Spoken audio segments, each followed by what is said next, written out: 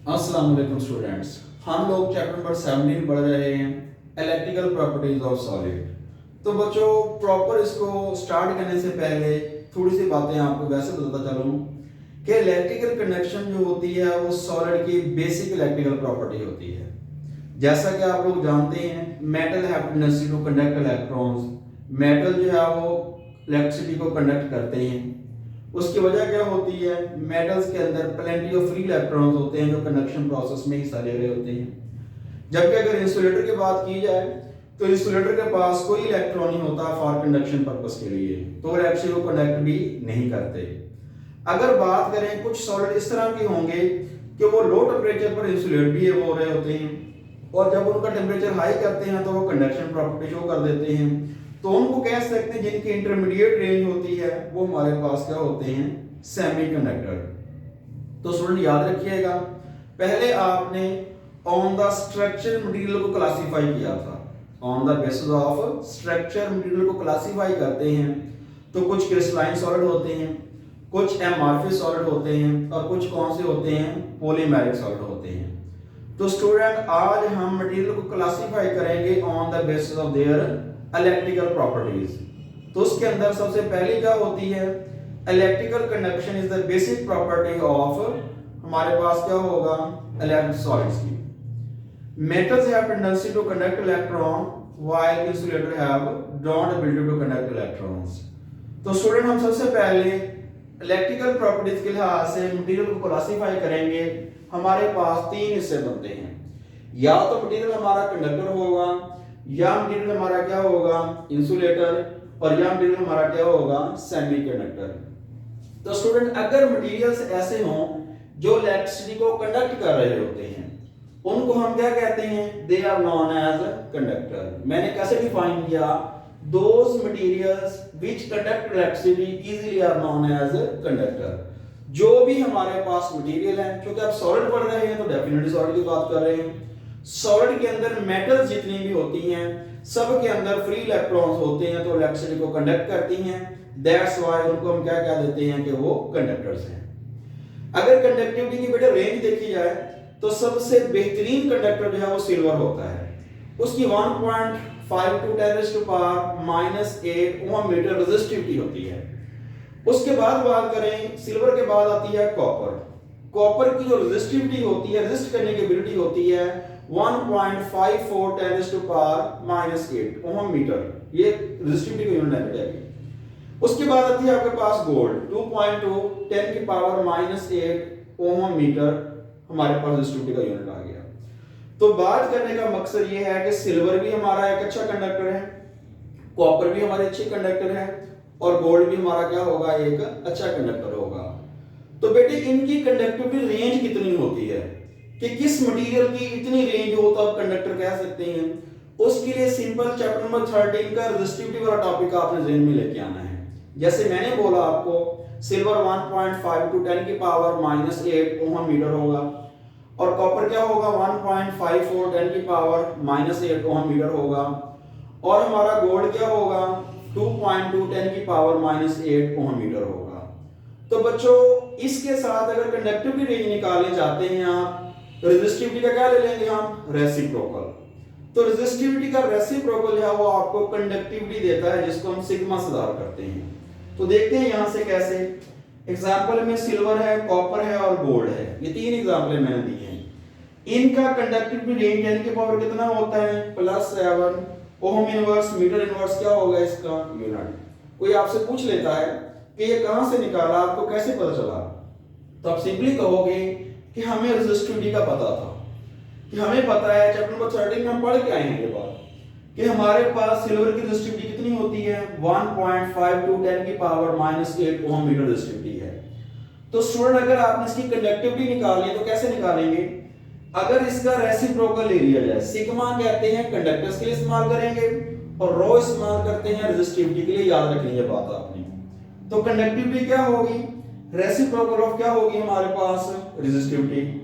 अब स्टूडेंट -10 ऊपर आकर क्या हो जाएगी, +10 पावर 1/5 पॉइंट क्या आ जाएगा 2। आप कैलकुलेट करेंगे 0.19 10 की पावर +8 आ जाएगा और सारा यूनिट कौन सा हो जाएगा, अगर ये हमारे पास क्या थे प्लस के, जब रेसिप्रोकल में जाएंगे आंसर क्या आ जाएगा ओहम इनवर्स और क्या आ जाएगा मीटर इनवर्स। तो यहां से ये बात साबित होती है कि मेटल्स की जो कंडक्टिविटी रेंज है और ऑलमोस्ट 10 की पावर प्लस 7 में होती है। आप सिल्वर को हल करें तब भी यही आंसर आ जाएगा। अगर मिसाल देता हूं सिल्वर की रेजिस्टिविटी कितनी है 1.5 टू 10 की पावर कितनी है -8, ये इसकी रेजिस्टिविटी है। तो सिल्वर की कंडक्टिविटी कितनी आ जाएगी बच्चों 1.9, 10 की पावर कितना आ जाएगा +7 ओहम इनवर्स और क्या आ जाएगा मीटर इनवर्स। इसका मतलब है कि जिनकी पावर 10 की पावर +3 आ रही होगी उनको हम क्या कह देते हैं, हम उनको एज ए कंडक्टर डील करते हैं। अगर स्टूडेंट आप कॉपर को हल करना चाहते हैं तो वो भी कर सकते हैं। कॉपर की रेजिस्टिविटी कितनी होगी 1.5, 10 की पावर कितना होगा, ऊपर जाकर हमारे पास ये -8 है, इसको अगर हल करें तो इसकी कंडक्टिविटी रेंज कहां पे आएगी 10 की पावर प्लस की रेंज में आ जाती है। तो लिहाजा जिन भी मेटल्स की, जिन भी हमारे पास सॉलिड की कंडक्टिविटी रेंज 10 की पावर +7 में आ रही होगी they are known as the conductors, उनको हम कंडक्टर कह देते हैं। तो बेटे इसकी रेंज याद रखिएगा 10 की पावर +7 ओहम इनवर्स और मीटर इनवर्स। क्या सबकी +7 होगी पावर, इसका आंसर होगा नो। कुछ आप जैसे निक्रोम वायर है उसको अगर हल करते हैं तो बेटे उसकी +6 आती है तकरीबन। तो सारे मेटल की +7 नहीं होती, ये +7 मेजॉरिटी ऑफ एटम्स जो हैं आपके पास, जैसा कि आपके पास सिल्वर है, कॉपर है, गोल्ड है, निकल वगैरह है, इस तरह के मेटल सबका कंडक्टिविटी रेंज तकरीबन पावर 10 की +7 रहती है। लेकिन जो ज्यादा हमारे पास रेजिस्टिव मटेरियल होते हैं जैसा कि निक्रोम वायर है, इस तरह के मटेरियल की जो कंडक्टिव रेंज है वो 7 से कम भी हो सकती है, 10 की पावर 6 भी हो सकती है। ऑब्जेक्टिव केस में बेटे हम लेते हैं जो पावर ज्यादा रकम के साथ आ रही होती है, तो ज्यादा के साथ कौन सी आ रही थी 7, हम कहेंगे मेटल कंडक्टिव रेंज 10 की power +7 ohm inverse metre inverse होती है। इनवर्स क्यों आ रहा है, यूनिट के ऊपर जाकर क्या हो जाएगा इनवर्स में चला जाएगा। ये हमारे पास किस में आ रहे थे ओहम मीटर आ रहा था ना आपके पास रेजिस्टिविटी में, कंडक्टिविटी में क्या हो जाता है ओहम इनवर्स जाके मीटर इनवर्स हो जाता है, यूनिट डिफाइन कर देना है। तो स्टूडेंट्स के बाद देखेंगे आप इंसुलेटर्स। इंसुलेटर क्या होते हैं, those materials which do not conduct electricity, ऐसे मटेरियल जो कंडक्ट ही नहीं करते। अगर आपसे वजह पूछी जाए क्यों नहीं करते, बेटे सिंपल आंसर है उनके पास फ्री इलेक्ट्रॉन नहीं होते फॉर कंडक्शन के लिए, उनके वैलेंस बैंड कंप्लीटली फिल्ड होते हैं, कंडक्शन बैंड कंप्लीटली एम्प्टी होते हैं, कंडक्शन और वैलेंस बैंड के दरमियान बहुत बड़ा एनर्जी गैप होता है, लिहाजा वो हम क्या कह देते हैं उनको इंसुलेटर। वुड है, प्लास्टिक है, डायमंड है, ये सारी की सारी चीजें कौन सी होती हैं इंसुलेटर होती हैं। इनकी कंडक्टिव रेंज कहां होगा 10 की पावर -20 से लेकर 10 की पावर -10 ओहम इनवर्स और मीटर इनवर्स की फॉर्म में आ जाएगा। तो स्टूडेंट्स के साथ ये रेंज भी याद रख लीजिएगा। लास्ट हमारे पास कौन सी होंगे सेमीकंडक्टर्स। सेमीकंडक्टर जो है वो इंटरमीडिएट जैसे स्ट्रक्चर रखते हैं ना, तो इलेक्ट्रिकल प्रॉपर्टीज भी इंटरमीडिएट ही रखते हैं। इनके अंदर क्या होगा these materials have intermediate conductive range 10 की पावर -6 ओहम मीटर इनवर्स से लेकर 10 की power -4 ohm inverse metre inverse ये इनकी कंडक्टिविटी रेंज होती है। बात करें बेटे जर्मेनियम में आपके पास सिलिकॉन है, ये हमारे पास कार्बन भी हो सकती है, ये हमारे सारे क्या होंगे सेमीकंडक्टर मटेरियल्स होते हैं। एक छोटा सा नोट लास्ट पे याद रखना आप लोगों ने कि जो हमारे पास कन्वेंशनल फ्री इलेक्ट्रॉन थ्योरी थी वो हमारे पास बोहर ने जो पेश की थी उसके अकॉर्डिंग इलेक्ट्रिकल प्रॉपर्टी को डिस्कस नहीं किया जा सकता। इन इलेक्ट्रिकल प्रॉपर्टी को डिस्कस करने के लिए हमारे पास एक नया मॉडल आया जिसको कहते हैं एनर्जी बैंड थ्योरी। तो स्टूडेंट नेक्स्ट लेक्चर हमारा होगा एनर्जी बैंड थ्योरी पे।